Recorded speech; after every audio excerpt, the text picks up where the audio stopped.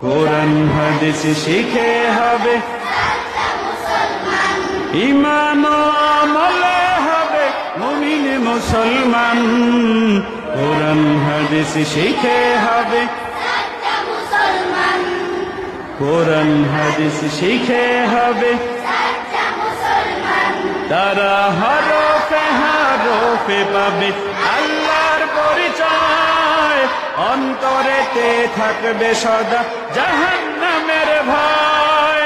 হরফে হরফে পাবে অন্তরেতে থাকবে সদা জাহান্নামের ভয়। দিন কায়েমে করবে দ্বীনি সমাজ বিনির্মাণ।